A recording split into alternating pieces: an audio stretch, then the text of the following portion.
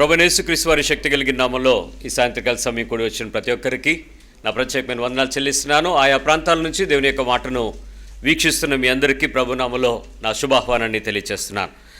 దేవుని యొక్క మాటను మనం గడిచిన వారం విన్న మాటకు కొనసాగింపుని మనం ఇప్పుడు చూడబోతున్నాం. ఇది మూడవ భాగంగా మత్తయి సువార్త 10వ అధ్యాయము 32వ వచనంలో నుంచి మన వాక్య ధ్యానాన్ని చూద్దాం. మత్తయి సువార్త 10వ అధ్యాయము 32వ వచనం. Matthew gospel chapter 10 verse 32. మనుషుల ఎదుట నన్ను ఒప్పుకొన్నవాడెవడు పరలోకమందున నా తండ్రి ఎదుట నేనును వానిని ఒప్పుకొందును. మీరు గమనించారా దాని పై వచనం ఏముందో? 31వ వచనం 10:31 మత్తయి సువార్త.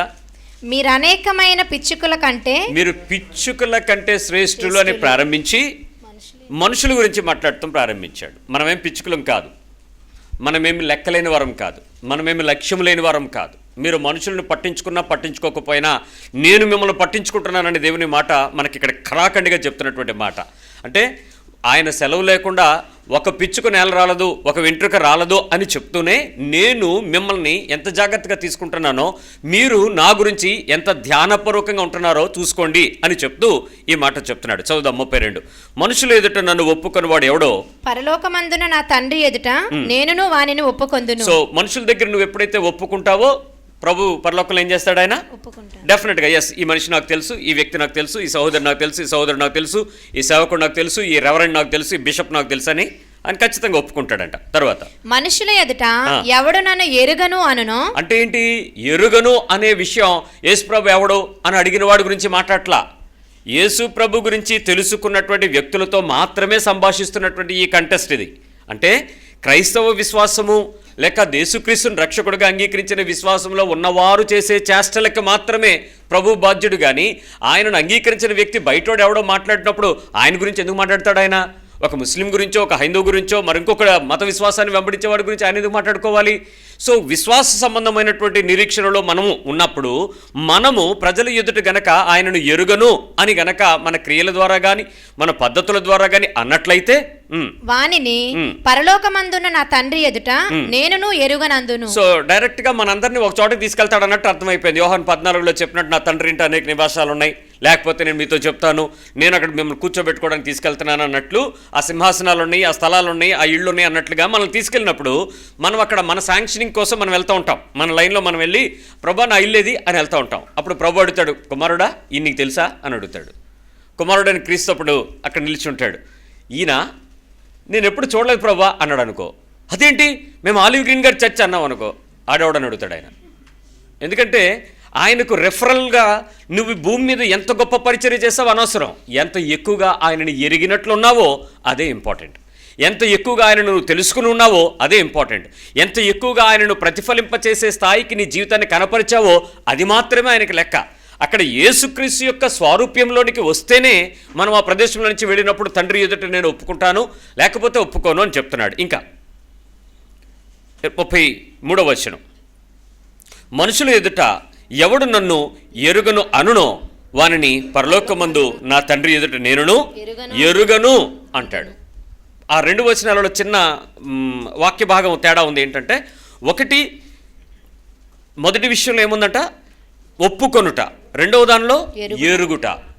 బైబిల్లో ప్రతిసారి చెప్తున్నటువంటి విషయం ఏంటంటే ఎరుగుట అనే పదము ఒక వ్యక్తి గురించి మరొక వ్యక్తి అంతరంగంలోనూ శరీరములోనూ మనస్సులోనూ వాని చేసే ఉద్దేశములన్నిటిలోనూ ప్రత్యక్షమైన సంబంధం ఎవరైతే ఉంటుందో వారు ఎరుగుట. ఇంకో మాట చెప్పాలంటే మరియా యోసేపు దగ్గర డైరెక్ట్గా ఒక మాట చెప్పుద్ది. యోసేపు గురించి సందర్భం వచ్చి దేవదూత మరియా భయపడుకు అనగానే అసలు ఇది ఎలాగ సంభవించి నేను పురుషుని ఎరుగనిదానను అంది. అంటే ఏంటి? ఎరుగుట అనేది భార్యాభర్తల సంబంధం గురించి వాడబడింది బైబిల్లో. ఒక భర్త భార్యను గురించి పూర్తి స్థాయిలో తెలుసుకోవటం. అంటే భార్య నడవడిక తెలుసు, భార్య మనసు తెలుసు, భార్య ఉద్దేశం తెలుసు, భార్య ఆలోచన తెలుసు, భార్య యొక్క అంతర్యములో ఏ రకమైనటువంటి అనుభవము ఆలోచన కలిగి ఉంటాయో తెలిసి ఉండుట ఎరుగుట. ఇప్పుడు ఎరుగుట అనంటే యేసుక్రీస్తుని తెలుసుకోవటం అంటే నేను బాప్తిజం తీసుకోవటం ఎరగడం కాదు. ప్రభు బల్లకు వచ్చి ఇది రక్తము శరీరం అని పట్టుకోవటం ఎరుగుట కాదు. నువ్వు దేవుని మందిరంలోకి వెళ్ళటం ఎరుగుట కాదు. వాక్యం చదవటం ఎక్కడేముందో తెలుసుకోవటం కంటతో పెట్టుకోవటం ఎరుగుట కానే కాదు. అంటే భక్తి జీవితంలో నేడు ఆత్మీయ క్రైస్తవ్యం గురించి చెప్పుకునే ప్రతి ఒక్కరూ కూడా వాళ్ళకు కావలసినటువంటి పద్ధతుల మధ్య మాత్రమే ఎరిగినట్లున్నారు. కానీ ప్రభువుని ఎరిగిన పద్ధతులు నువ్వు లేకపోతే ఆయన రేపు ఏమంటాడు, సారీ నేను ఎరగను అని చెప్పేస్తాను అన్నాడు. సో ఈ విషయాన్ని మనం ధ్యాసంగా పెట్టుకుని ముందుకు వెళ్ళటానికి ప్రయత్నించేద్దాం.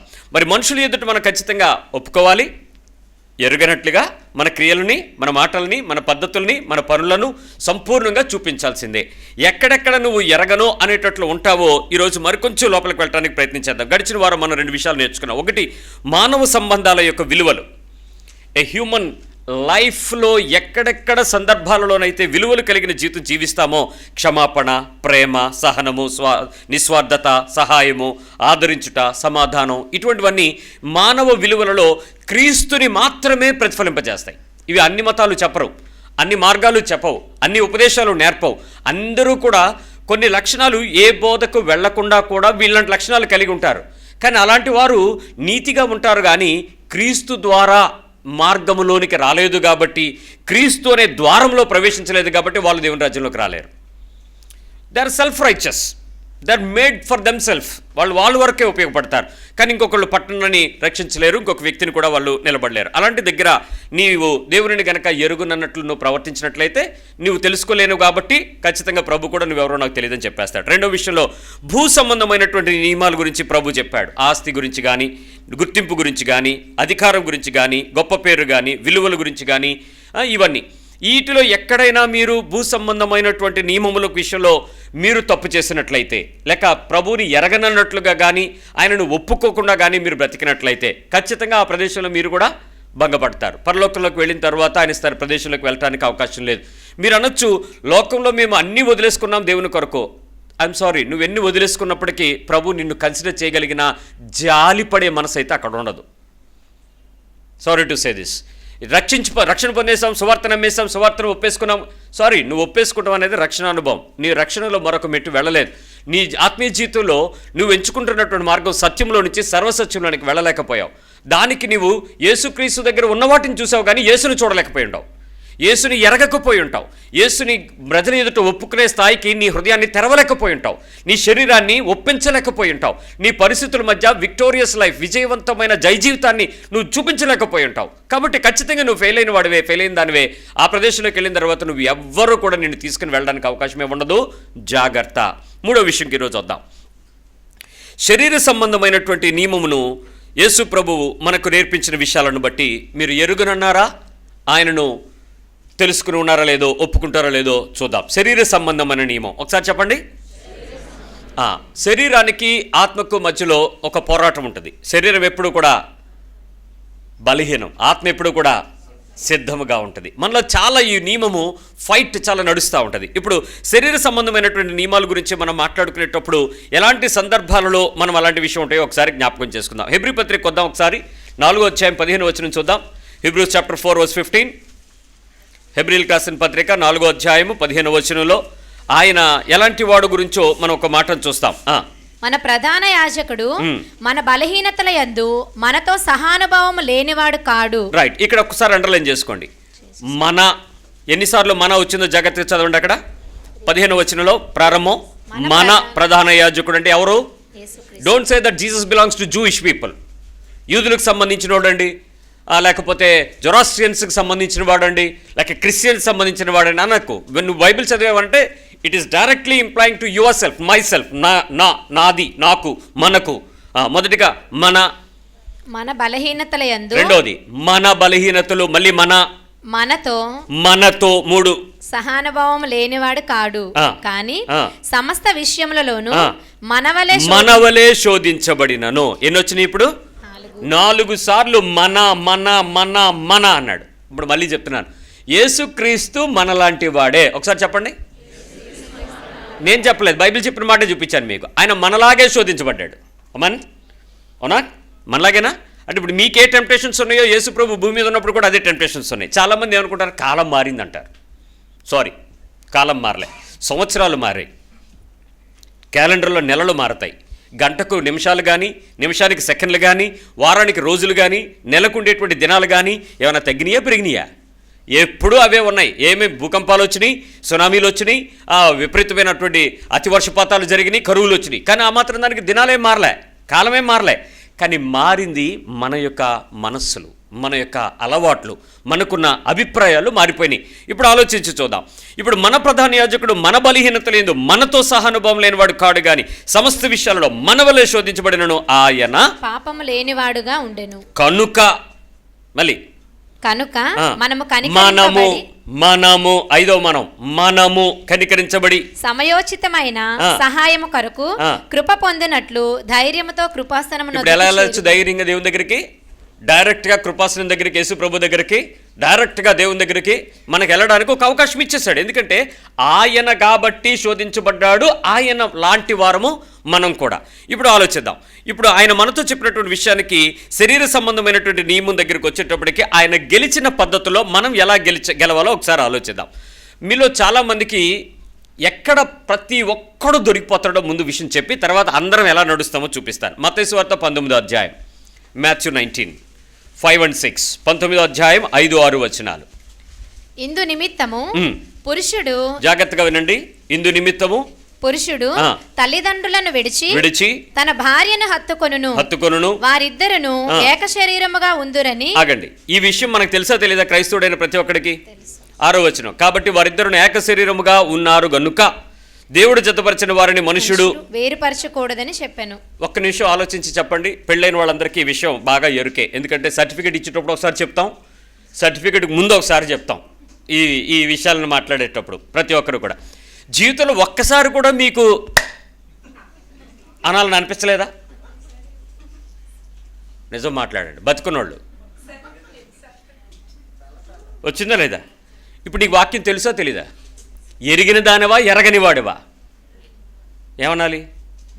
నీకు కష్టం కలిగినప్పుడు, బాధ కలిగినప్పుడు, అభ్యంతరకరమైన మాటలు వచ్చినప్పుడు, నువ్వు చెప్పినప్పుడు లోబడినప్పుడు, నీకు జరుగుతున్నప్పుడు పరిస్థితులు వ్యతిరేకంగా ఉండేటప్పుడు దేవుని యొక్క వాక్యము యొక్క నిబంధన నీ మనస్సులో ఏ రీతిగా నిలబడి ఉంటుందో అక్కడ శరీర నియమం ఏం చెప్తుంది?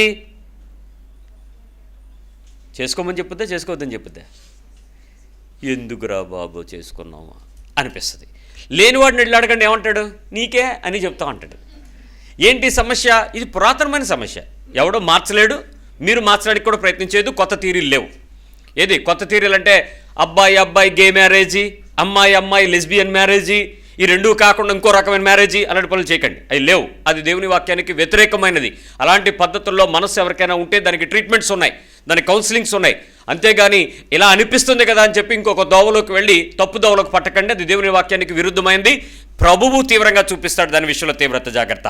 రైట్, ఇప్పుడు చూద్దాం. ఇది మొదటి విషయం నీతో చెప్పింది ఏంటంటే, ఈ శరీరము ఒకటే అని తెలిసిన తర్వాత శరీరంలో నుంచి విడిపడే సందర్భాల మధ్య మనలో ఎంత నలుగుడు ఉంటుంది, ఎంత పోరాటం ఉంటుంది. భరించడం అంటే సింపుల్గా మనం చెప్పే 4 పదాలు బారీంచాట, తా తర్వాత ఉంటుంది మనకి, తాట లేచిపోతుంటుంది. ఎక్కడ గొడవరా బాబా అన్నట్టు ఉంటుంది మనకి. రైట్, ఇప్పుడు దేవుని సంబంధమైనటువంటి ప్రతి విషయంలో కూడా శరీర నియమం ఏం చేస్తుందనంటే, పరిస్థితుల మధ్య అయితే ఐగుప్తులో ఉన్న కూరగాయలు, కీరకాయలు, దోసకాయలు, తోటకూర, ఉల్లిపాయలు అవి చాలా బాగున్నాయి. ప్రతిసారి ఐగుప్తుకి వెళ్ళమంటది. పాత జీవితానికి వెళ్ళు అనిపిస్తుంది. కానీ క్రీస్తునందున్న నీకు నువ్వు నూతన సృష్టిగా మలచబడుతున్న కొద్దీ పాతవన్నీ ఏమవ్వాలి? అది గర్తించాలి. పాతవి పోవాలి, పాత మెమరీ పోవాలి. ఎప్పుడైనా మీకు గొడవ వచ్చిందనుకోండి, శరీర సంబంధమైనటువంటి జ్ఞాపక శక్తులు అన్ని కేంద్రాలు ఓపెన్ అవుతాయి. All memory cards will open. ఒకేసారి ఎంత హార్డ్ డ్రైవ్ అయినా ఓపెన్ అయిపోద్ది. ఎప్పుడిప్పుడు నుంచి జ్ఞాపకాలు వస్తాయి తెలుసా మీకు? నీ పెళ్లిలో ప్రారంభము జరిగినటువంటి అల్లరి దగ్గర నుంచి, మీ బాబాయో చిన్నానో ఏదో మాట జారుంటే దాని గురించి జరిగిన అల్లరి దగ్గర నుంచి, నీ పెద్ద పిల్లడు పుట్టినప్పుడు ఉంగరం పెట్టలేదని, మొలతాడు కట్టలేదని, ఆ చిన్నపిల్లడు పుట్టినప్పుడు అదేదో రాలేదు చూడటానికి, ఈడేవడో వెళ్ళలేదని, అన్నీ తీసుకొచ్చి శరీర నియమాన్ని ఏం చేస్తావు? ఒక్కసారిగా ఆత్మ చెప్తున్న సంగతి విననివ్వకుండా నిన్ను బలహీనపరుస్తూ ఉంటుంది. యేసుని ఎరిగినట్ట ఎరగనట్ట? మాట్లాడరే? ఓకే, నేను ఇప్పుడు మిగిలిన విషయాల్లోకి వచ్చేస్తున్నాను. ఈ శరీర సంబంధమైన విషయాలలో నీ బలము దేవుడా నువ్వా? నీ దగ్గర ఏమైనా ఉందా? మీ పక్కన అడగండి, నీ బలం ఎవరని. దేవుడా నువ్వా అని అడగండి. నిజం చెప్పండి, ఎవరు? దేవుడా? దేవుడు అంటే నేను ప్రశ్నలు వేసేస్తాను మళ్ళీ. ఎవరు నీ బలం? ఎవరు? క్రీస్తును. నువ్వు చచ్చావా బతికావా? చచ్చిపోయిన తర్వాత బతుకా, లేకపోతే చావకుండా ఆ చేప బయటకు వచ్చినప్పుడు గిలగల కొట్టుకుంటుంది, తెగిపోయిన పాము తోకలా కొట్టుకుంటుంటుంది అలాగా? మరి ఎలా? క్రీస్తునందు నీ లోపల ఉన్నటువంటి పాత శరీర సంబంధమైన నీ బలమంతా ఉడిగిపోవాలిగా. నూతన స్థాయిలోకి వచ్చే కొద్దీ పాతదంతా పోవాలిగా. మరి నీ బలం యేసుని ఎరిగినట్ట ఎరగనట్ట? నా బలము నేను చూసినప్పుడు ఒక్కసారిగా నీకేమనిపిస్తూ ఉంటుంది?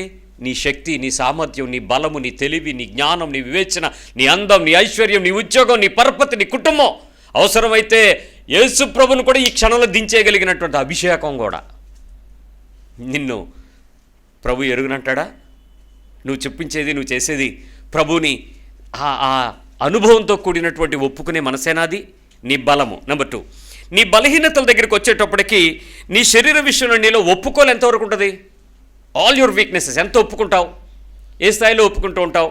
మా విలేజ్ సైడ్ చాలామంది మాట్లాడేటువంటి పద్ధతులు ఎలా ఉంటాయంటే, ఏమండి ఏ మాటకి ఆ మాట చెప్పిసుకోవాలి, అయినా మీరు దేవుళ్ళు లాంటి మీకు తెలిసిపోద్ది అంటారు. ఉట్టిదే ఆవిడకి తెలియదు, మీరు కంగారు పడకండి. పాస్టర్ల దగ్గరికి వెళ్ళేటోడు మీరు అందరూ అనే చెప్పే మాట అది మీకు తెలిసిపోతుంటుంది. మీరు దేవుడు లాంటి వాళ్ళు, దేవుడు లాంటి దేవుని సమానులు, మీరు పరిశుద్ధులు, మీకు అంతా దేవుడు ముందే హాట్లైన్లో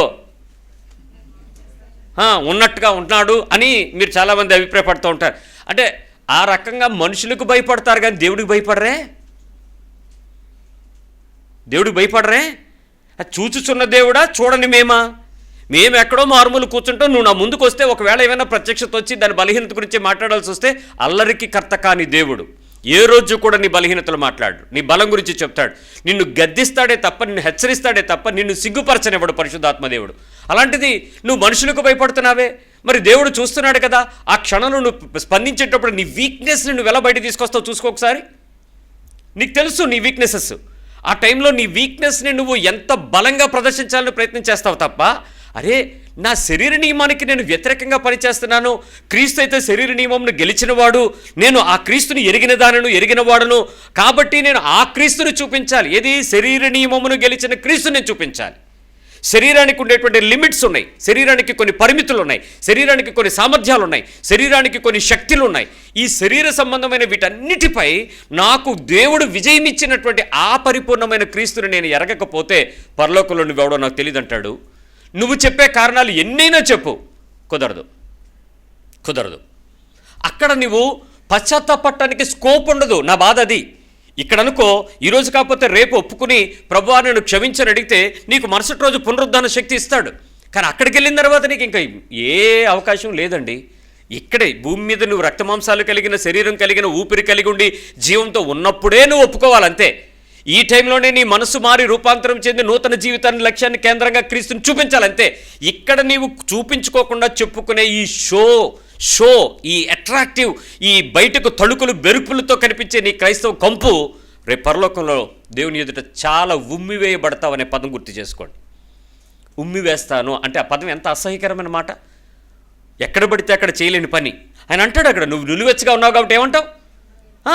అసలు తీసుకోవటానికి కూడా అవకాశం లేని పరిస్థితి తెచ్చుకుంటావేమో. జాగ్రత్త. నీ బలహీనతల్లో నువ్వు బలంగా బయటికి తీసుకొస్తున్నావా? బలహీనతలను అణుచుకోవటానికి దేవుని కృప దగ్గరికి వస్తున్నావా? మీరు అడిగే బలహీనతలు చాలా వేరువేరు విషయాలు. అంటే మీ శరీరానికి మీరు అలవాటు చేసినటువంటి అలవాట్లలో ఉన్న బలహీనత గురించి నేను మాట్లాడట్లా. అదేంటో చూద్దాం అనుకుని చేసే పనులు కొన్ని ఉంటాయి మీ శరీరానికి, అవి ప్రమాదకరమైనవి. మీరు 2 మాటలు చెప్తాను, మీరు పరీక్షించుకోండి.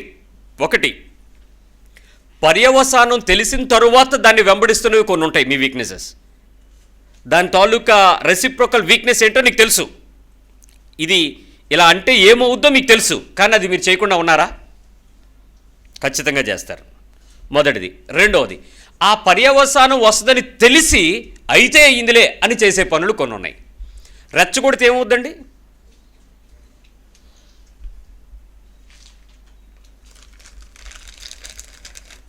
ఇదిగోండి రబ్బర్ బ్యాండ్ బాగా రెచ్చగొట్టడం అంటే ఇది. ఇంకా ఇంకా ఇంకా ఇంకా ఇంకా లాగుతా మొదలెట్టాను అనుకోండి, ఒక టైంకి వచ్చినప్పటికి తెగి ఏం చేస్తా తెలుసా? ఒక చేతికి తగులుద్ది, ఇద్దరికి ఇస్తుంది ఎఫెక్ట్. ఇటు తగులుద్ది, ఇటు తగులుద్ది. ఎంత నీకు తెలుసు ఎక్కడ వరకు ఆపాలో నీకు తెలుసు. అక్కడ ఏమి రెచ్చిపోతుందో నీకు తెలుసు, కానీ అక్కడ స్టార్ట్ చేస్తారండి మీ ఆత్మ. అసలు ఆపాల్సిందేంటి? అక్కడికి వెళ్లకుండా ఉండడం. ఈ ఎలాస్టిసిటీ ఎక్కడైతే దాని యొక్క పెర్మిబిలిటీని కోల్పోతుందో అక్కడికి వెళ్ళి పని చేయడం. ఇదిగో ఇంకొద్దు అనండి, ఎందుకు వద్దు అని మొదలెడతారు. నువ్వు మాట్లాడకుండా ఉండు, నోరు పడిపోయిందా అని మాట్లాడతాం. అంటే ఎలా తెంపాలి అనే చూస్తాను. నీ శరీరము ప్రతిదీ కూడా ఇక్కడే ఆగింది, నీ బాడీకి ఇక్కడ ఆగింది. ప్రతిదీ నీకు తెలుసు, నీ ఇంటి పరిస్థితులు నీకు తెలుసు, నీ శరీర పరిస్థితులు నీకు తెలుసు, నీ ఎదుట ఉన్న వ్యక్తి నీతో సంబంధం నీకు తెలుసు, నీ చుట్టుపక్కల ఉన్న పరిస్థితులు అన్నిటి మీద నీకు అవగాహన కలిగి ఉంటుంది. పరిశుద్ధాత్మ దేవుడు ఇది జరిగే సమయానికి నీకు పూర్తి స్థాయి ప్రత్యక్షతలోకి ఇచ్చేస్తాడు. అది మీరు గమనించరు. దాని రెసిప్రోకల్ యాక్షన్స్ ఏంటో మీకు చెప్పేస్తాడు. ఇది ఇలా అవుతుంది అని నీకు తెలిసిపోద్ది. కానీ అక్కడ ఆత్మ చెప్తున్న సంగతి చెవి పెట్టం. శరీరం బలహీనతను బయటికి తీసుకోవడానికి ప్రయత్నం చేస్తుంది. 1, 2 అని నేను చెప్పను ఎన్నిసార్లైనా. 1 పర్యవసానం తెలిసి చేయటం, 2 నిర్లక్ష్యంతో ఆ పర్యవసానాన్ని సైతం ఎదుర్కొంటాననే ధైర్యంతో ముందుకు వెళ్ళి దానికి వెళ్ళకడం, లేకపోతే ఇంకేదో ముట్టుకోవటం. మా పల్లెటూరులో ఒక సామెత ఉంది, ఏంటంటే బురద మీద రాయేసి ఈ పడ్డుకోవడం ఎందుకు అంటారు. బురద మీద రాయిస్తే ఏమవుద్ది? బురద తుల్లే లోపు మళ్ళీ వీ పట్టుదామని ప్రయత్నం చేస్తే ఏమవుద్ది? మొహం తులిపోదా? అది ఊరుకుంటుందా? కాసేపు నువ్వు తిరిగిరా నేను పడతానని. పరిస్థితి అంతే. నీ ఎదుట వ్యక్తి ఎవరైనా సరే, ఏ సందర్భమైనా సరే, ఏ పరిస్థితి అయినా సరే, నీ బలహీనతల మధ్య ఏం చేస్తున్నావో చూసుకో. అది శరీరానికి నువ్వు అలవరిచినటువంటి ఏ వ్యసనమైనా సరే, అది డజంట్ మీన్ అంటే వ్యసనాలు కొన్ని ఉన్నాయి. తిండిబోత్తనం ఒక వ్యసనం, తిరుగుబోత్తనం ఒక వ్యసనం, ఇప్పుడు పండగ టైంలో కొంచెం పుచ్చుకోవటం ఒక వ్యసనం, మరి పేకాట ఒక వ్యసనం, ఈ బళ్ళు మీద విపరీతంగా స్పీడ్గా తిరగడం ఒక వ్యసనం, ఆడపిల్లలు ఒక వ్యసనం, ఇక రకరకాల వ్యసనాలు ఉన్నాయి. ఇవన్నిటికీ మనం పేర్లు పెట్టలేం, కానీ అది నీకు తెలుసు. దాని యొక్క పరిస్థితుల మధ్య పరిశుద్ధాత్మ దేవుడు నీలో ఉండి దుఃఖపడతాడని, దేవుని ఆత్మకు ఇది అల్లరితో కూడిన కార్యాలని, నీచమైన కార్యాలని, శరీర కార్యాలని విడవాలని తెలిసిన శరీర నియమాన్ని సైతం మనం అప్పుడు ఎంజాయ్ చేయాలి అనేటువంటి పేరుతో దాన్ని బయటికి తీసుకొస్తూ ఉండటం. 3వ విషయం చెప్తున్నా, మనకున్నటువంటి కోరికలు. ఏమండి, కోరికలకి ఆశలకి చిన్న తేడా ఉంటుంది. ప్రభువు నీ ఆశలు తీరుస్తానన్నాడా, కోరికలు తీరుస్తానన్నాడా, అవసరతలు తీరుస్తానన్నాడా? ఫిలిప్పీ 4:19 డెఫినెట్గా ఆయన ఏం తీరుస్తాడు? మీ అవసరతలు తీరుస్తాడు. కానీ చాలామందికి కోరికలే అవసరతలు అవుతాయి, కోరికలే అవసరతలుగా మారతాయి. మీరు కోరేటువంటి కోరికలు కానీ, మీకుండేటువంటి ఆశలు కానీ శరీర నియమమును బట్టి ముందుకు వెళ్ళొద్దు. ఆత్మ నియమానికి లోబడ్డం నేర్చుకోండి. శరీర నియమము, శరీర సంబంధమైన నియమాల విషయాలలో ప్రతిసారి కోరికలు అత్యధికంగా తీసుకుని వెళ్ళి, అత్యాశకు తీసుకుని వెళ్ళి, శోధించటానికి తీసుకుని వెళ్ళి, బలహీనమైన మనస్సాక్షితో తప్పుడు పనులు చేయడానికి అవకాశం ఇచ్చి, దేవుని నీతికి వ్యతిరేకమైనటువంటి తప్పు చేయడానికి ప్రేరేపించబడతాం. We are completely ignores will of God. కంప్లీట్గా దేవుని చిత్తానికి వ్యతిరేకం అయిపోతాం.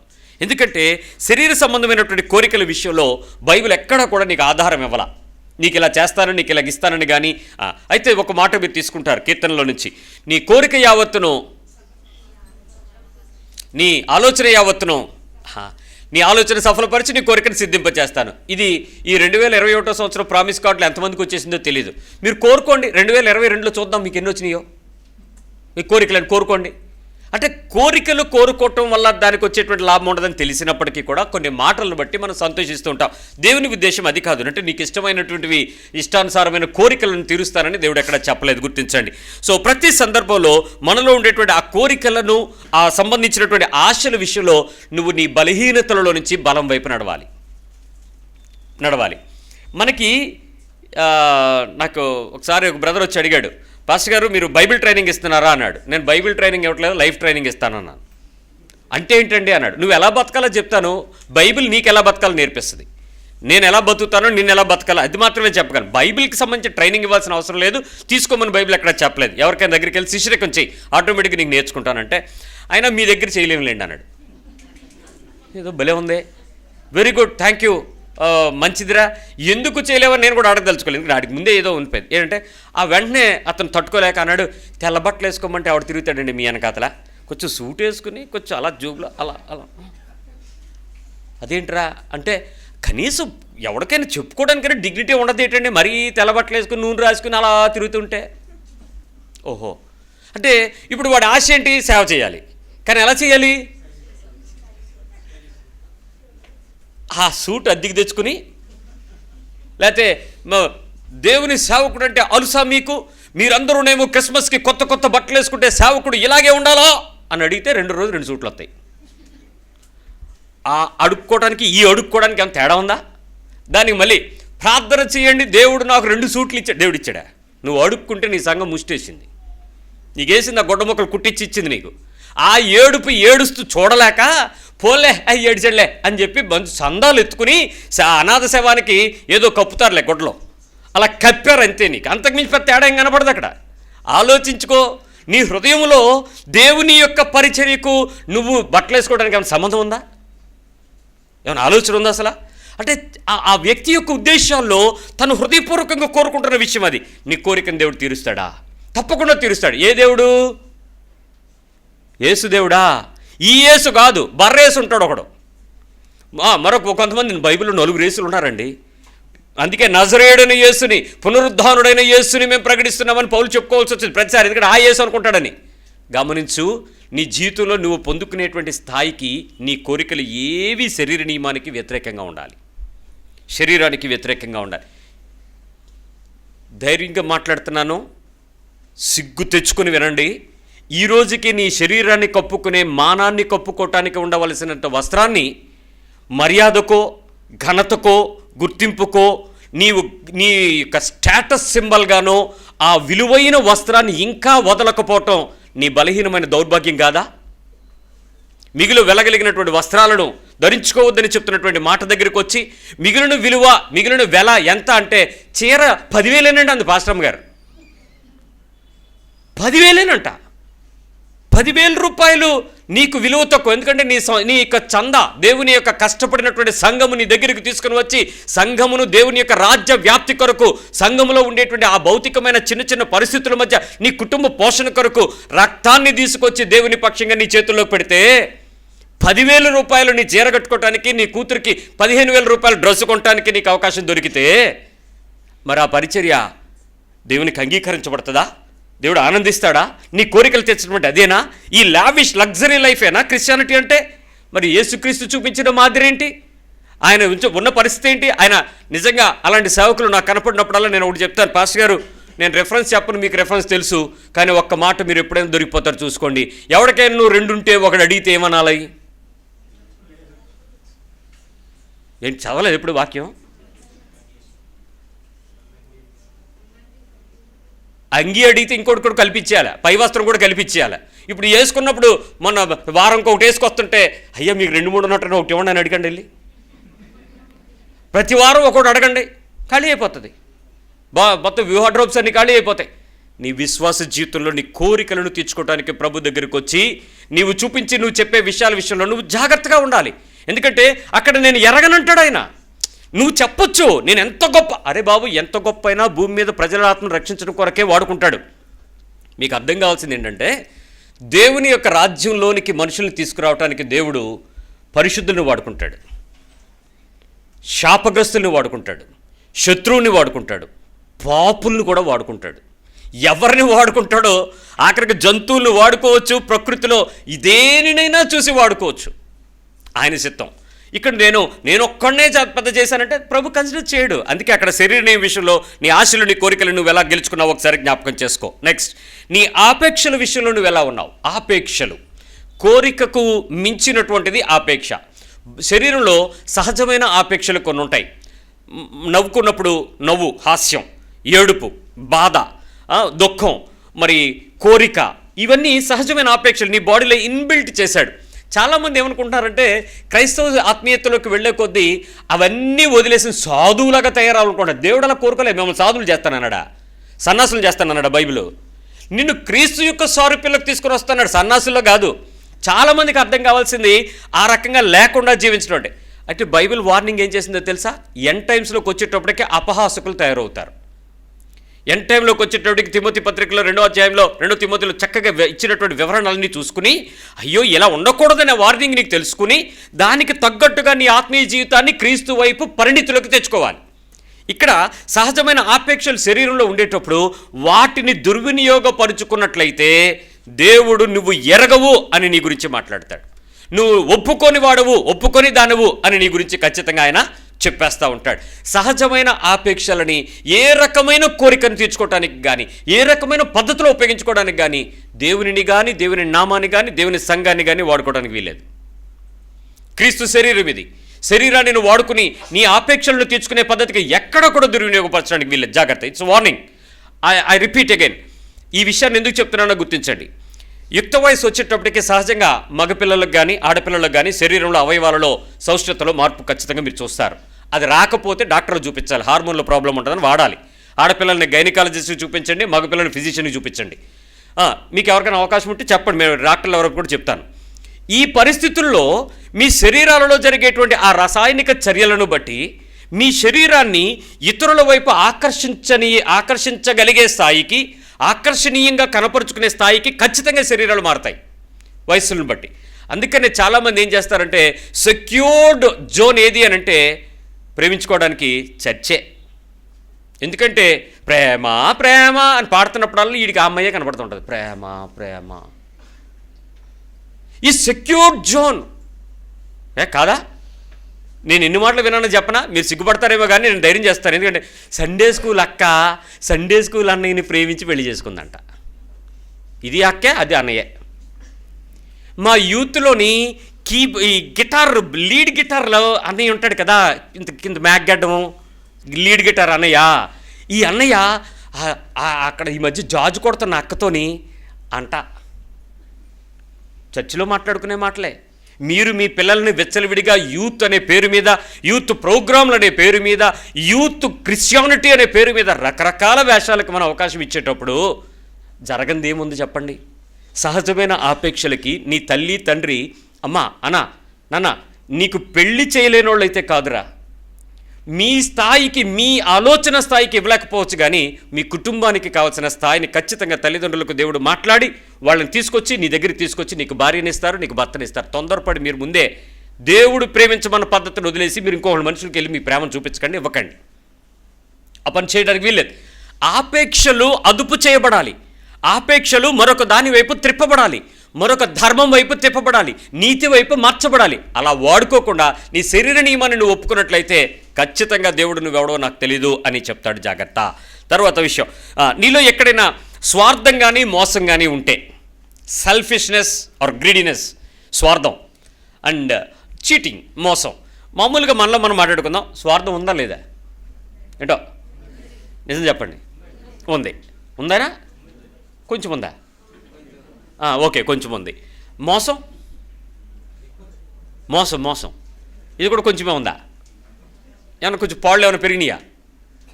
గ్రాముల్లో కొలుద్దామా, లీటర్లో కొలుద్దామా? సరే, మనకి ఈ రెండు విషయాలలో మనకు ఉండేటువంటి ఈ పోరాటం ఎలా ఉంటుందో ఒకసారి ఆలోచిద్దాం. యేసుక్రీస్తు దగ్గర మీరు ఏమైనా స్వార్థాన్ని వెతకగలరా? ఆయనలో ఏమైనా మోసాన్ని వెతకగలరా? యేసుక్రీస్తు గురించి నువ్వెందుకురా అంత పడి చచ్చిపోతావు అని నా క్లాస్మేట్ ఒకడు అడిగాడు. బికాజ్ హీఈస్ హోలీ అని చెప్పాను. అడిగి ఆయన పరిశుద్ధుడు రా అని అంటే మావన్నీ పరిశుద్ధం కాదా అన్నాడు. నేను అనలేదు ఆ మాట. నేను నమ్మిన దేవుడు పరిశుద్ధుడని బైబిల్ గ్రంథంలో నేను చూసి ఏంటి ఆయనలో ఉన్న పరిశుద్ధత చూద్దామని వస్తే ఆ పాపాలు నాలో కనుక్కుని నేను ఒప్పుకోవాల్సి వచ్చింది ఆయన పరిశుద్ధుడని. నువ్వు ఒప్పుకోవాలా వద్దా అనేది నీకు సంబంధించిన విషయం. దట్స్ వాట్ మై కన్విక్షన్ అని చెప్పాను. ఆయనలో బాగా మీరు వెతికితే ఎక్కడ స్వార్థం కానీ మోసం కానీ లేని పరిశుద్ధత అండి ఇది. ఎక్కడా లేదు. మనం దేవుని పేరట చేసే పనుల్లో, క్రైస్తవ రక్షణ పొందిన అనుభవాల్లో మనలో ఈ రెండు వాడమా? లేవా? మనకి స్వార్థం లేదా? ఉంది. మోసం లేదా? ఉంది. ఎంతో నిజాయితీగా ఉందామని ప్రయత్నం చేస్తే లోకం మనల్ని ఉన్నస్తుందా? ఉన్నవద్దు. అప్పుడు మనం ఏం చేస్తాం? లోకంతో పాటు రాజీ పడతాం. అక్కడ శరీర నియమాన్ని నువ్వు గెలవాలి. అక్కడ అందరూ చేస్తున్నారు కదా, అందరితో పాటే నేను కదా, నాకొక్కడికే ఎందుకు ఇలాగా, అందరికీ సంబంధించింది కదా, మనం ఒక్కడమే ఇలా ఉంటే అయిపోద్దా? ఎస్. ప్రపంచమంతా ఒకగా ఉంటే యేసుక్రీస్తు ఒక్కడే కదండి ప్రపంచమంతటికి సవాలు విసిరింది. మరి మీ వీధులు అందరూ ఒకలాగా ఉన్నారు, నువ్వు ఒక్కదానివే ఒకలా ఉండొచ్చు కదా. నీ కాలేజీలు అందరూ ఒకలాగా ఉన్నారు, నువ్వు ఒక్కడి వేళ ఉండొచ్చు కదా. మీ ఆఫీస్ అంతా అలా ఉంది, నువ్వు ఒక్కడు ఉండొచ్చు కదా. మీ ఫ్యామిలీలో అందరూ ఒకలాగా ఉన్నారు, నువ్వు ఒక్కడి వేళ ఉండొచ్చు కదా. ప్రభు ఉన్నాడా లేదా? ఆయన ఒక్కడే కదా. ప్రపంచమంతా ఆయన వైపు తిప్పగలిగినప్పుడు మనం నువ్వెందుకు తిరగలేవు? ఖచ్చితంగా చెప్తాడు. శరీర నియమాన్ని నువ్వు గెలిచినప్పుడు పరిశుద్ధాత్మ దేవుడు నీకు అవకాశాన్ని ఇస్తాడు. ఇప్పుడు చెప్పండి, మూడో విషయంలో శరీర సంబంధమైన నియమాన్ని యేసుప్రభు గెలిచి చూపించాడు. మరి శరీర సంబంధమైన విషయాల దగ్గరికి వచ్చి నీతో మాట్లాడితే నువ్వు గెలిచినట్ట గెలవనట్ట? ఏం చెప్తారు?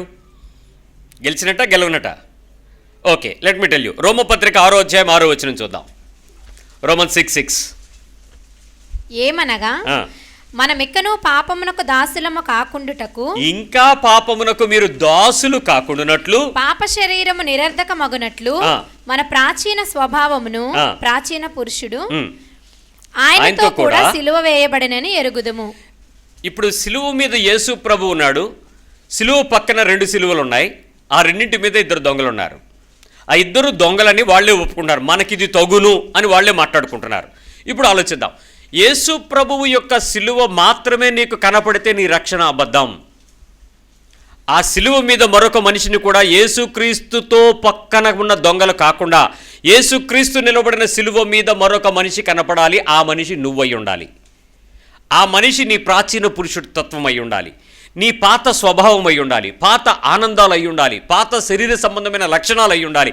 నీవు ఏ విషయాలలో రక్షణ పొందక మునుపు నీ ఆత్మీయ జీవితం అని అనుకున్నావో, అది మంచి జీవితమే అనుకున్నావో, అందరిలాంటి వాడినే దానినే నువ్వు అనుకున్నావో, ఆ మనిషి ఆ యేసుక్రీస్తు యొక్క సిలువ మీద గనక చూడడం, కనబడడం నీకు కనపడలేదు అని అంటే నువ్వు చెప్పేటువంటి ఆత్మ, నువ్వు చెప్పేటువంటి అభిషేకం, నువ్వు చెప్పే వరాలు, ఫలాలు, అద్భుతాలు, ఆశ్చర్యాలు, సూచక్రియలు, సంఘాలు ట్రాష్, చెత్తబుట్టదంతా పనికి మాలింది. నీ ప్రాచీన స్వభావము ఖచ్చితంగా ఏమై ఉండాలి? మీ పక్క వాళ్ళని అడగండి, వేశారా అని. చెత్తబుట్టలో కాదు, సిలువు మీదకి ఎక్కిచ్చారా? సిలువు మీదకి వెళ్ళనిస్తారా? మీ పాత స్వభావం వెళ్ళనిచ్చారా? ఎప్పుడు తెలుస్తుంది మీ ప్రాచీన స్వభావం బయటికి? నీకు తెలుసా? ఆ వీక్నెసెస్ తాలూకా ప్రిన్సిపల్స్కి కీ ఎవరి దగ్గర ఉంటుందని నీ దగ్గరే ఉంటుంది. ప్రతి ఒక్కరికి తెలుసు. ఏం చేస్తే నీలో పాత మనిషి బయట వస్తాడో నీకు తెలుసా తెలీదా? మాట్లాడండి ఒకసారి. ఏం చేస్తే బయటకు వస్తాడు? ఊహించండి. ఆ సిలువ మీద నుంచి దిగి సమాధి పెట్టిని తెరుచుకుని నీ పాత ఎముకల గూడుని, ఆ కంపు, ఆ పురుగులు ఉన్న ఆ శరీరాన్ని తీసుకుని బయటకు వచ్చి ఆనందించటానికి ప్రయత్నం చేస్తాడు. ఎంత దారుణం అండి! నీ ప్రాచీన పురుషుడు క్రీస్తుతో పాటు సిలువ వేయబడిన అనుభవాన్ని నీవు దృష్టించకపోతే, నువ్వు చూడకపోతే, నువ్వు నమ్మకపోతే, నువ్వు ఎక్కకపోతే ఎప్పటికీ నీ భక్తి, నీ రక్షణ పచ్చబద్ధం. ఆయన అంటాడు అక్కడ, నేను సిలువ వేయబడ్డం చూసినప్పుడు అందరూ పారిపోయారు, అలాగే సిలువ తప్ప మిగిలినవన్నిట్లోనూ చాలా ఇష్టంగా ఉన్నారు అని అంటాడు. ఏమండి, మెళ్ళో వేసుకునేటువంటి మంగళసూత్రానికి బదులుగా, అంటే 2 అట్నేమంటారు, శతమానాలు, 2 శతమానాలకు బదులు చేసుకునే ఒక సిలువ కానీ, ఒక గుండె ఆకారంలో, హృదయాకారంలో చేసుకుని దాని మీద చిక్కుకున్న సిలువ కానీ, నీ చేతికి వేసుకునే బ్రేస్లెట్లో ఉండే సిలువలు కానీ, నీకు జబ్బ మీద అందరికీ కనపడేటట్టు వేసుకునేటువంటి సిలువ టాటూలు కానీ నీ రక్షణకు మూలాలా? నువ్వు ఎక్కకుండా నీ ఒంటి మీదకి ఎన్నెక్కించుకుంటే ఉపయోగం ఏముంది? నీ జీవితమే సిలువ మీదకు పెట్టబడింది. ఆ పైకి కిందకి దిగడానికి అవకాశం లేకుండా నేను క్రీస్తుతో పాటు సిలువ వేయబడి ఉన్నాను అనే అనుభవంలోకి నీ పాత ప్రాచీన స్వభావాన్ని, శరీరాన్ని ఎక్కించకుండా చూడటం నీకు ఇంకా చేతకాకపోతే ఖచ్చితంగా నువ్వెవడవో నేను తెలియదు అని యేసుప్రభు చెప్తాడు.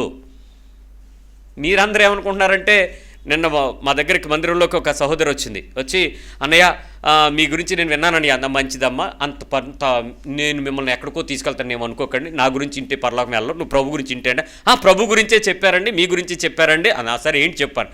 రేపటి నుంచి చర్చికి వద్దాం అనుకుంటున్నాను, ఇలా వెళ్తున్నాను, మీరు కనపడ్డారు అక్కడ, అందుకని మేము పలకరించదా. మంచిది. ఎవరు చెప్పారు? పలానా సిస్టర్ గారు చెప్పారు. Very good. ఇవాళ దేవునికి స్నేహితుడిగా ఉండడం ఎలాగని ఇవాళ వాక్యం చెప్తున్నాను పార్వతీపురంలో. ఆ తర్వాత ఆవిడ బయటకు వచ్చిందని, కష్టమేనండి అంది మొదటి రోజే. అసలు నాకు అర్థం కాలేదు, ఏంటి నీకు అంత కష్టం అనిపించింది ఏంటంటే, ఎంతసేపు వినడమే ఓ కష్టం నాకు, 1 అవర్ వినడమే నాకు చాలా కష్టం, 1 అవర్లో నువ్వు చెప్పిన పద్ధతుల ప్రకారం చేయడం అంటే ఇంకా కష్టం. వారం రోజులు నువ్వు ఇష్టం వచ్చినట్టు తిరుగు, ఒక రోజు వచ్చి కూర్చొని చెప్పిందట ఆవిడ.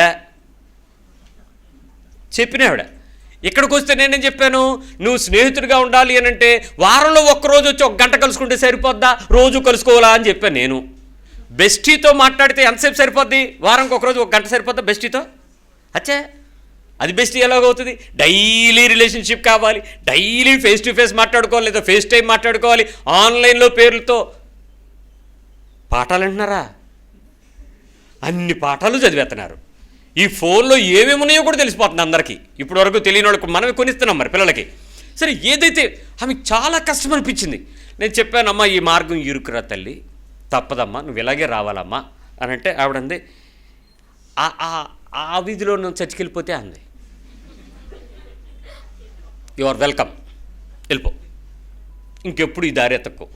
ఈ దారిలోకి వస్తే చర్మం ఊడిపోద్ది,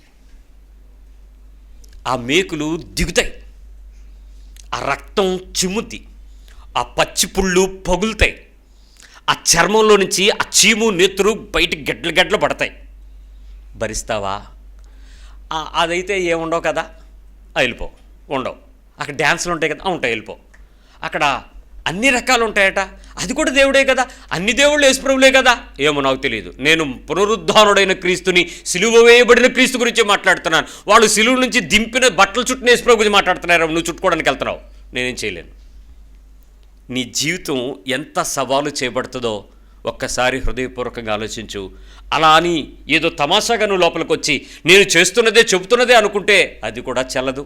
నువ్వు ఎరగనన్నట్లు ఉన్నావు, నువ్వు తెలియదన్న ఒప్పుకోలేకపోతున్నావు, ఆయన కూడా నీ దగ్గర ఆయన ఒప్పుకోడు అనే విషయాన్ని గుర్తించండి. రోమపత్రిక 7వ అధ్యాయం 18వ వచనం, 7:18. నాయందు అనగా నా శరీరమందు మంచిది ఏదియు నివసింపదని నేను ఎరుగుదును. ఎప్పుడు తెలుసుద్ది మనకి ఈ మాట? పౌలుకి తెలిసిపోయింది. రోమిలకు రాశాడు, బాబు నా బాడీలో ఏం బెస్ట్ ఏం నాకు లేదని చెప్పి. బెస్ట్ అంటే కిడ్నీ కాదు, హార్ట్ కాదు, మీ రెటీనా పనికొస్తాయి, ఉపయోగపడతాయి, మంచివని అనుకోకండి, ఉపయోగపడతాయి. ఇంకొక అవయవాలను కలిగిన శరీరానికి ఏమైనా డ్యామేజ్ అయితే అది రిపేర్కి ఉపయోగపడతాయి, దాని గురించి కాదు. నీ శరీరంలో మంచిది ఏదైనా నివసిస్తుందని మీరు గుర్తించగలరా? What is good in your body? ఈ రాత్రి ఇంటికి వెళ్ళి కూర్చుని పెద్ద అద్దం మీద పెట్టుకుని ఒకసారి మొత్తం చెక్ చేసుకోండి. అసలు ఏంటి నా బాడీలో బెస్ట్ ఏంటని. మీరు పార్ట్ల గురించి మాట్లాడతారే, మళ్ళీ చెప్తున్నాను, మీ పార్ట్ల గురించి కాదు, మీ బాడీ లోపల బెస్ట్, మీ శరీరంలో ఉన్నటువంటి బెస్ట్ ఏంటి చెప్పండి. హాని చెయ్యనిది, గాయాలు చెయ్యనిది, నష్టాన్ని కోరనిది, అవతల పరిస్థితులు ఎలాంటిదైనా ఆనందించగలిగేది నీ బాడీలో ఏదైనా పార్ట్ ఒకటి ఉందా? ఏ పార్ట్ అయినా ఉందా? ఆకర్షించబడకూడదు. అసలు పౌలు ఆ మాట చెప్పేటప్పుడు తర్వాత వచనం చదవండి. మేలైనది చేయవలనని కోరిక నాకు కలుగుచున్నది కానీ దాన్ని చేయుటకు నాకు కలుగుటలేదు. నాకు కలగటం లేదు కాదు, నా బాడీ ఒప్పుకోవట్లేదు, అది దాని బాధ. చెయ్యాలని నిప్పిస్తుందండి ఫాస్టింగ్, ప్రేయరు, ఫాస్టింగును. ఎంత పరిస్థితి అంటే ఆ రోజే మా అమ్మ బిర్యానీ వండుద్ది. ముందు చెప్తాను, అమ్మ రేపు ఫాస్టింగ్ ఉందామో అని చెప్తాను, కానీ ఎందుకో అలా అవుతుంటుంది పాస్టర్ గారు. ఏ వండితే ఏంటి నష్టం? అదేంటి అలా అడిగేస్తారేంటి? శోధకుడు నీ పక్కన ఉండేటప్పుడు కృపనిచ్చేవాడు నీ పక్కన ఉండడా? నమ్మమే. మంచిది లేదు నీ శరీరానికి, దానికి చెప్పం, ఉరక తినే ఈ పూటకి తర్వాత చూద్దాం ప్రార్థన. మెలకువగా ఉండి, శోధనలో ప్రవేశించుకున్నట్లు మెలకువగా ఉండి ప్రార్థన చేయండి. మీ పక్క వాళ్ళకి చెప్పండి.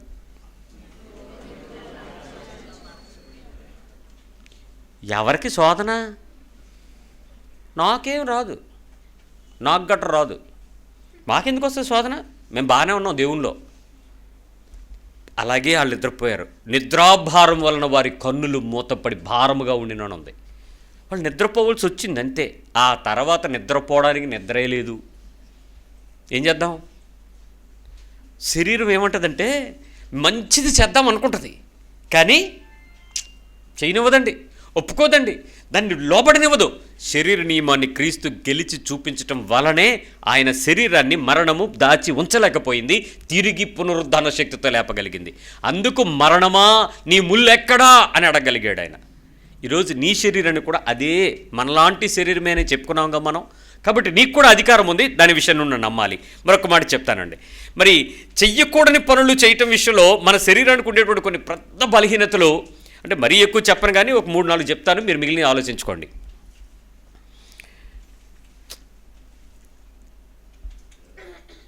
₹10 గనక మీరు ఇస్తే రిసిప్ట్ ఇస్తాను, నేను 10 రూపాయలు మీ దగ్గర నుంచి నేను తీసుకున్నట్లుగా రిసీట్ చేస్తాను. నా ట్రస్ట్ పేరు మీద మీకు ఓ స్లిప్ ఇస్తాను. ఆ స్లిప్స్ అన్నీ కలిపి మంచి శుభ శుక్రవారం రోజు, అంటే గుడ్ ఫ్రైడే, యేసుప్రభు చచ్చిపోయిన మంచి రోజు కదా, మనకుండే కొద్ది రోజులే మంచివి, అట్లా అదొక మంచి రోజు. ఆ రోజు లాటరీ తీస్తాను. 10 రూపాయలు కట్టితే చాలు, 10 లక్షలు బహుమతి. మీ అప్పులు దెబ్బకి తీరిపోతాయి, దెబ్బకి వెళ్ళిపోతాయి, ఏముండదు, వ్యానిష్. ఇంకేమన్నా అయితే మీరు రూపాయికి రూపాయిన్నర కూడా తిప్పుకోవచ్చు. తిప్పచ్చా?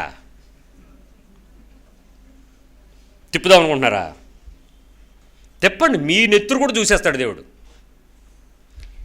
10 రూపాయలు మీరు ఇచ్చేయండి, 10 లక్షల రూపాయలు మీరు పొందుకోండి. ఆఫర్ బాగుందా లేదా? బంపర్ ఆఫర్ కదా. ఎన్ని నెలలు ఉంది మనకి టైము? గుడ్ ఫ్రైడే ఎప్పుడు వస్తుంది? ఏప్రిల్ మార్చా వచ్చేస్తుంది అంతే. ఇలా మూసుకుంటే అలా అయిపోతాయి రోజులు ఈ మధ్య, కాబట్టి వచ్చేస్తుంది. రైట్. ఎంతమంది లాటరీ టికెట్లు కొంటారు? బయట వాళ్ళకి అమ్మను, బాప్తిజం తీసుకుని ఉంటేనే ఇస్తాను. 10 రూపాయలండి, ఓన్లీ 10 రూపీస్ అండి.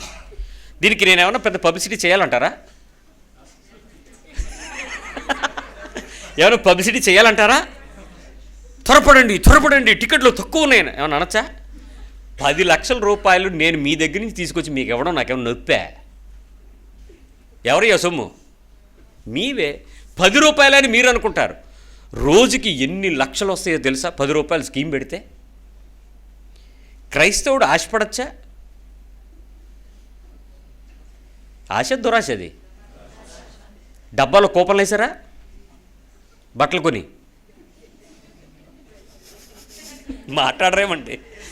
డబ్బాలో కూపన్ లేరా? స్లిప్ పక్కన ఉంటుంది కదా, ఏమి రాక మీ ఫోన్ నెంబర్ రాస్తే చాలండి. అడు పెట్రోల్ బంకులు వేసారా? ఆయా ప్రైస్లో ఉంటాయి కదా. ఆడక్కడ పెద్ద కారు పెడతాడు, మారుతి కార్ అని, శాంట్రో కార్ అని, ఆల్టో కార్ అని. ఈ కార్లు చూడంగానే మనకు ప్రవ్వా, నా కోసమే రాత్రి చూపించిన తెల్లారి చూపించావా? ఇంక మిగిలిన వాళ్ళందరినీ పోగేసుకుని అక్కడికే షాపింగ్కి వెళ్ళి అక్కడికే. రైట్. ఈ రకమైనటువంటి ఆశ ఈ రోజుకి కూడా మనలో చాలామంది అధిక రాబడి ప్రణాళికల వైపు మనం దేవుని వైపు చూస్తున్నామా, ఇంకా ఏదైనా అనే విషయం వైపు ఆలోచిస్తున్నామో చూసుకోండి. మనం అధిక రాబడి ప్రణాళికలు. నేను నీ డబ్బుని ఎలా ఇన్వెస్ట్ చేయాలో నేను చెప్పడానికి నేను సిద్ధంగా లేను. ఆర్థిక అభివృద్ధి సభలకు మాత్రం వెళ్ళొద్దని చెప్పడానికి సిద్ధంగా ఉన్నాను. జీసస్ నిన్ను సత్యంలోనికి, మార్గంలోనికి, జీవంలోనికి తీసుకెళ్తాడు. ఆశీర్వాదాల్లోనికి, అభివృద్ధికి, అప్పులు తీర్చడానికి మాత్రం తీసుకెళ్ళాడు. ఆ వైపు ఆలోచన మానండి. ఆ దృక్పథంతో మీరు వాక్యాలు వినడం మానండి. అలాంటి సంఘాలకు వెళ్ళి నేను ఎలా బ్లెస్ అవ్వగలను అనేటువంటి బ్లెస్ అనే ఆ తప్పుడు క్రీస్తుని వెతక్కండి. క్రీస్తునందు నింద, ధన్యత, భాగ్యము, కృప, ఆయన నీ పక్కనుంటాడు. ఏది కావాలి? అన్ని ఆశీర్వాదాలు పొందుకుని ప్రభువును పోగొట్టుకుంటావా? ఆశీర్వాదము లేక దీవెన ఉన్నా లేకున్నా ప్రభు నా పక్కన ఉన్నాడనే ఆ నిశ్చయితను ఆనందించగలవా? ఆ కృప వేరు. 8వ అధ్యాయంలో రోమిలికి రాసిన పత్రికలో 5వ వచనంలో అంటాడు, శరీరానుసారులు శరీర విషయముల మీద మనస్సునుంతురు. వీళ్ళు ఎక్కడ ఉంటారండి? శరీరానుసారులు అంటే మీ పక్కన ఉన్నారు వాళ్ళే, అందరం మనమే. శరీరమును అనుసరించి నడిచేవారు శరీరానుసారులు. ఆత్మానుసారులు మళ్ళీ పక్కనే ఉంటుంది. ఆత్మ విషయముల మీద మనస్సునుంతురు. ఇప్పుడు నువ్వు శరీరానుసారముగా యేసుక్రీస్తు జయించి నీకు జయ జీవితం ఇచ్చినటువంటి క్రీస్తుని చూస్తున్నావా? ఆత్మానుసారమైన దేవుని సంగతుల వైపు చూడటానికి ప్రయత్నం చేస్తున్నామా? మన భక్తి యొక్క సెంట్రల్ ఫోకస్ అంతా ఏమవుతుంది చెప్పండి? మీరు ఎప్పుడైనా ఆలోచించారా? ఆదివారం దేవుని మందిరంలోకి వెళ్ళేటప్పుడు ఈరోజు నాకు తొక్క తీసేస్తాడు దేవుడు అని వస్తారా? దేవుడు ఏం మాట్లాడతాడో, దేవుడు ఏ ఆశీర్వాదం ఇస్తాడని వస్తారా? ఈరోజు నా తప్పు గురించి మాట్లాడతాడు, ఈరోజు నా బలహీనత గురించి మాట్లాడతాడు, ఈరోజు నేను చేసినటువంటి తప్పుడు. అందరూ ఏమంటారో తెలుసా? మేము ఏమనుకున్నాం అది మాట్లాడేస్తారండి. ఇవన్నీ నోటి మాటలు సాక్ష్యాలు. వీళ్ళు అది అనుకోకూడదని నీతో చెప్పాడుగా, మళ్ళీ వచ్చేవారం ఎందుకు అనుకున్నా? ప్రతి సందర్భంలో మనం అనుకునేటువంటి ఉద్దేశం ఇదే తప్పుడు ఆలోచన. How to get blessing. దేవుని మందిరంలోనికి వెళ్తే ఏదో లాభం కాదు, నువ్వు దేవుని సన్నిధికి రావడమే నీ జీవితంలో నువ్వు చేసేటువంటి ఒక ప్రాథమికమైన కర్తవ్యం. అది ఆయన కోరుకున్నాడని కాదు, అది నీకు విలువనుగా ఎంచి రావాలి. ఏదో ఇస్తాడు, ఏదో దొరుకుద్ది, వెళ్ళకపోతే నాకు ఏదోలాగా అవుతుందండి అందొక ఆవిడ. ఎలాగవుద్దో చెప్పాను. ఏదోలాగా ఎలాగవుద్ది? సీరియల్ దగ్గర లేకపోతే ఎలా కూర్చోకపోతే ఎలాగవుద్ది? అది ఏదోలాగంటే. ఇప్పుడు దేవుని మందిరంలో కూడా కూర్చుని ఏం చేసావు? వినిన దానిని చేపట్టకుండా వినుబట్టు వారమై ఉండి క్రియారూపకంగా నీ జీవితంలో కనపడినప్పుడు శరీర సంబంధమైన మనసుతోనే నువ్వు ఉన్నావు కదా. నువ్వు కూర్చోవడం సేమ్ సీరియల్ దగ్గర కూర్చున్నట్టే గంట సేపు ఇక్కడ కూర్చొని వింటున్నావు. ఏమీ తేడా లేదు, ఏమీ తేడా లేదు. ఆ డిఫరెన్స్ నీకు కనపడాలి, ఆ మార్పు నీకు కనపడాలి. చాలామంది ఏంటంటే బాహ్య రూపంలో చూపించినటువంటి మార్పు అంతరంగంలో లేదు. అదే శరీరం మందు మంచిదేది లేదు అని పౌలు బాధపడుతున్నాడు.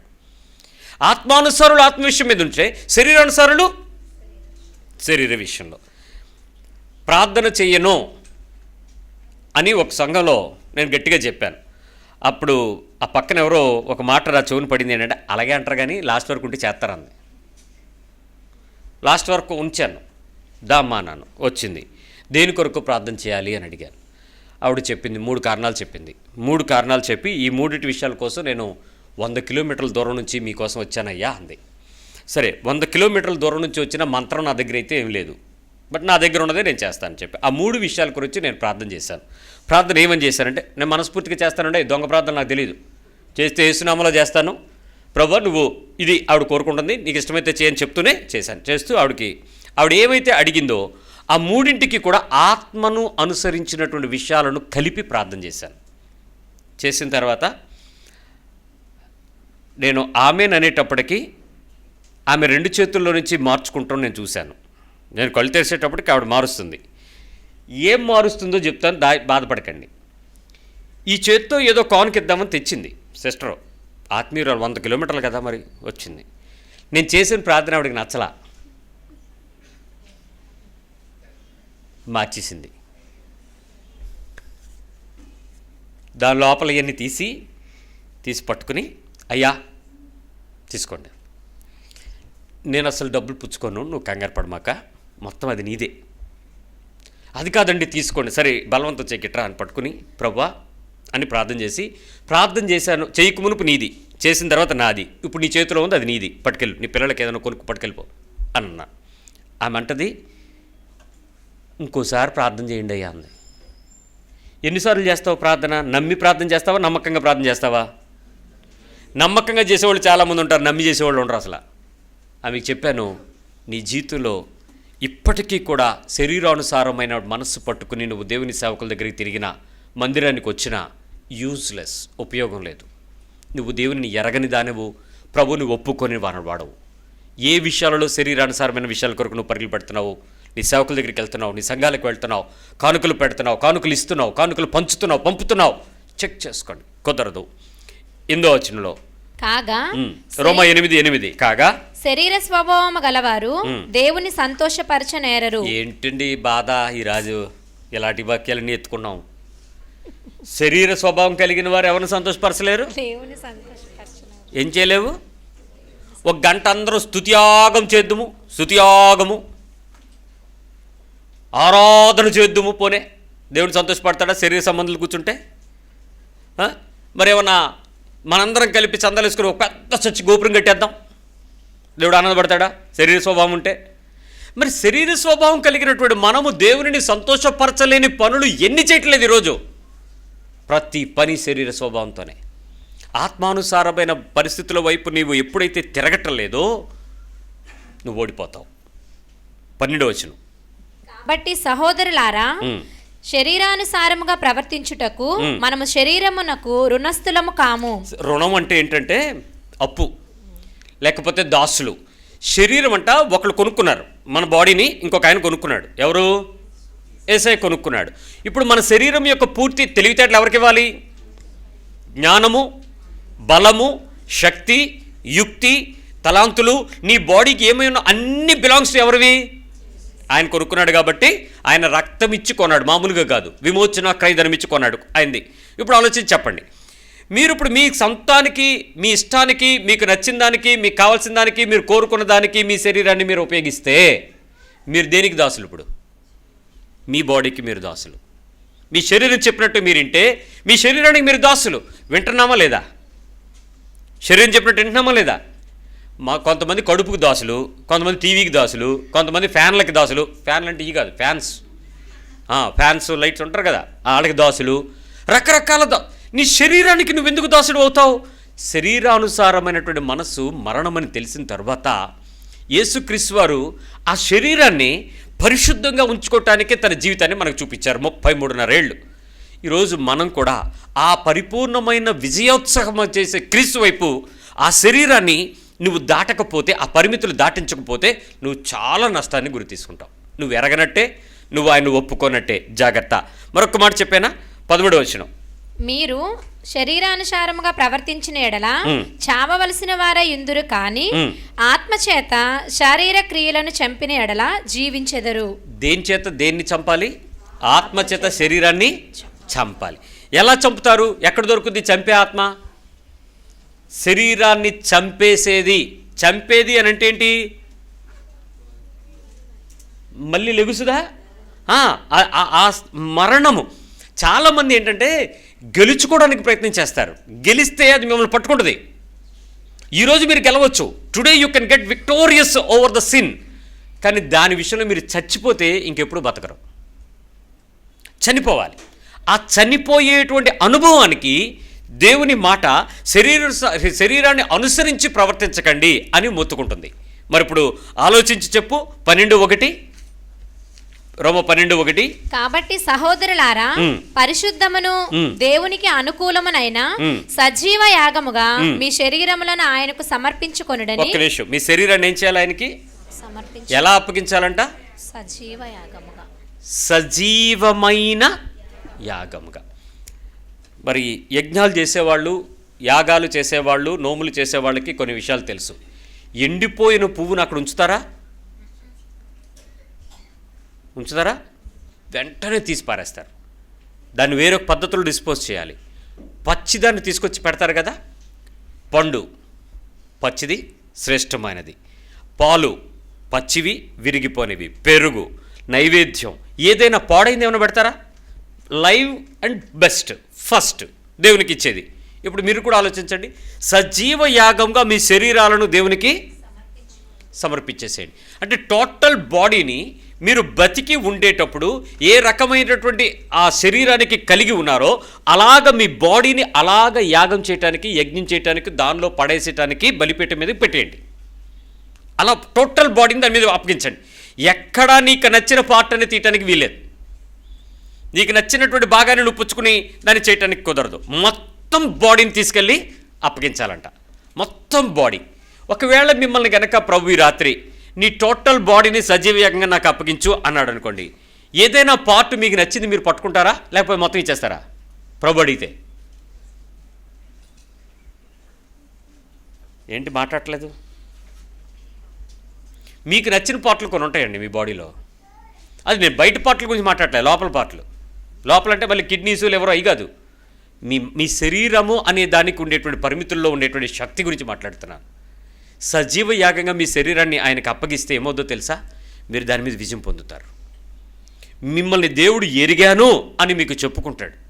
నేను క్రీస్తుని పోలి నడుచుకున్నట్లు మీరు నన్ను పోలి నడుచుకోండి అని మీరు చెప్పగలుగుతారు. మీరు ఇతరులకు వీరు క్రైస్తవులు అని చూపించగలుగుతారు. ఇతరులు మిమ్మల్ని చూసి మీలాగా మేము ఎందుకు ఉండలేకపోతున్నామని మిమ్మల్ని అడుగుతారు. ఇతరులు మిమ్మల్ని చూసి మీ దగ్గరకు వచ్చి మీ దగ్గర ఉన్నదేదో వాళ్ళ దగ్గర లేదని గ్రహించి మీ వెలుగుని వారు క్రీస్తు వైపు తీసుకుని వస్తారు మిమ్మల్ని పట్టుకుని. ఆలోచించండి. ఈరోజుకి ఆ పని జరగలేదంటే మన క్రైస్తవ్యంలో తప్పు ఎక్కడో ఉంది. ఎవరి దగ్గర ఉంది? ఇప్పుడు ఇలాంటి పరిస్థితుల్లో వాక్యం విన్న మనల్ని ప్రభు వచ్చి వీళ్ళందరూ నాకు తెలుసు అని అంటాడా? మనం అంటాం, ప్రభు నువ్వు యేసుప్రభువే, నువ్వు యేసుబాబువే, నువ్వు తిరిగి లేచిన యేసుప్రభువే, నీ పునరుద్ధానుడివే, నీ గాయాలు నేను చూశాను. యోధ అన్నాడు కదా, ఏమంటాడు? ఏలు పెట్టి చూడాలి. దా చూడు నా తోమ అంటాడు కదా, తేలు పెట్టి చూస్తాడంట. చూడన్నాడు ఆయన. నీకు అలా యేసుప్రభు తెలుస్తాడు కానీ పునరుద్ధానమైన శరీరాన్ని ధరించుకున్నటువంటి క్రీస్తు వైపు నువ్వు చూడలేకపోవడం వల్ల ఎప్పటికీ కూడా నీవు ఆయన దగ్గరికి చేరలేవు. ఆయన దగ్గర నువ్వు స్థలాన్ని సంపాదించుకోలేవు. ఇది కఠినమైన మాట ఈరోజు. కానీ ప్రభువు నీతో మాట్లాడేటి ఆ చక్కటి నెమ్మది మాట నిన్ను శరీర సంబంధమైన పరిస్థితులు అన్నిటిలో నుంచి యేసు ప్రభు గెలిపించటానికే నీకు ఈ లోకంలోకి ఆయన మాదిరి కలిగిన శరీరాన్ని ధరించుకుని వచ్చాడు. ఇకనైనా ఆయన ఎరిగినన్నట్లు నీ బాడీ నీ గురించి ఏం కంట్రోల్ చేస్తుందో దాని మీద నువ్వు శక్తి కలిగి ప్రభు కృపను అడుగు. ప్రభువా, ఇది నేను చేయలేకపోతున్నాను, కానీ ఆత్మానుసారులు ఆత్మచేత శరీర క్రియలను చంపొచ్చు అన్నావు కదా, సజీవంగా నన్ను అప్పగించుకోవడానికి నాకు బలం ఇవ్వని అడిగితే దాని మీద విజయం దొరుకుద్ది. ప్రభు సహాయం అడుగుదామా? ప్రార్థన చేద్దాం. ప్రభుని అడుగుదాం. ఇక్కడ నువ్వు అడగకుండా నువ్వేది తెచ్చుకోలేవు. ప్రభుని అడిగి మీరు తెచ్చుకో.